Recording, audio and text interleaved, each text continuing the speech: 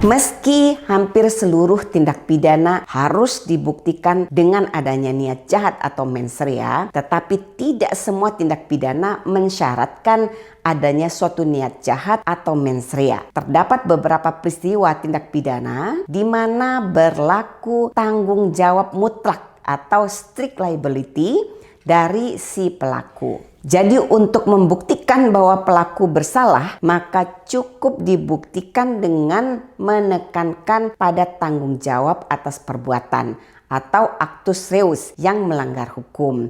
Nah, tanpa harus membuktikan adanya niat jahat atau mens rea dari pelaku. Apa contohnya? Kita sering mendengar adanya pelanggaran lalu lintas di mana pengemudi mengendari kendaraannya dalam keadaan mengantuk, ya, kemudian oleh karena rasa kantuk yang tidak terkendali, maka kemudian pengemudi mengalami kecelakaan dengan menabrak orang lain yang biasanya menimbulkan korban jiwa atau korban luka. Nah, contoh lain ya mengenai malpraktek yang dilakukan oleh seorang dokter yang tidak sengaja pada saat melakukan pembedahan terhadap pasien meninggalkan alat bedah di dalam tubuh pasien yang kemudian menyebabkan pasien akhirnya mengalami kritis ataupun meninggal dunia. Contoh lain bisa dilihat pada tindak pidana lingkungan hidup, di mana suatu perusahaan terbukti menyebabkan kebakaran hutan atau kebakaran lahan dan kebakaran tersebut menimbulkan kerusakan lingkungan.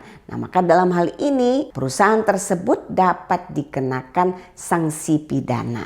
Jadi sudah jelas ya sahabat hukum, seseorang dapat dikenai pidana apabila telah memenuhi unsur dari tindak pidana, yaitu perbuatan dan niat jahat atau mens rea.